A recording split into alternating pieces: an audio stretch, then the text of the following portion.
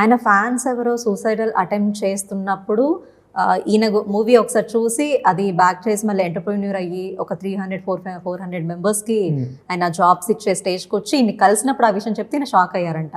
Okay, నా వల్ల అలా ఏంటి ఏమైనా డిస్కషన్స్ వచ్చాయా? ఆయన రియల్ స్టోరీస్ మీకు ఎప్పుడైనా చెప్పేవాళ్ళా? ఈ ఇన్సిడెంట్ మీరు చెప్తుంది ఇక్కడ విచిత్రం ఏంటంటే is not even his fan. ఆయన ఆ సినిమా చూస్తున్నప్పుడు ముగ్గురు కలిపి వెళ్ళారంట. మిగతా ఇద్దరు ఉపేంద్ర గారి ఫ్యాన్. అది ఉపేంద్ర అనే సినిమా. సో వెళ్తూ ఉంటే he was not interested, the other man, third person. So but సరే వీళ్ళ ఫ్రెండ్స్ ఫోర్స్ చేసి, అతను ఆల్రెడీ ఏదో బ్రేకప్ ఏదో ఒక సిచ్యువేషన్లో ఉన్నాడంట. So he's really messed up with his life. So కానీ వీళ్ళు ఫోర్స్ చేయడం వల్ల రండ్రా సినిమా అన్నా చూద్దాం, కొంచెం మూడు మారద్ది అని వీళ్ళు తీసుకెళ్తే వాళ్ళిద్దరికి సినిమా అర్థం కాలేదట.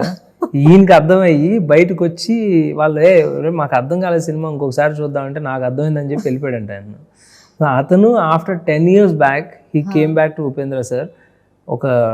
ఆయన మీద ఒక బుక్ రాసి ఈ సినిమా నన్ను మార్చింది, ఇంత ఎదగగలిగాను లైఫ్లో అని చెప్పి ఆయన ట్రిబ్యూట్ కింద బుక్ రాసి ఇచ్చారంట. సో సి దట్స్ హౌ ఒక స్టోరీ టెల్లింగ్కి ఉన్న పవర్, సినిమాకున్న పవర్ అది మనం నెగ్లెక్ట్ చేయకూడదు.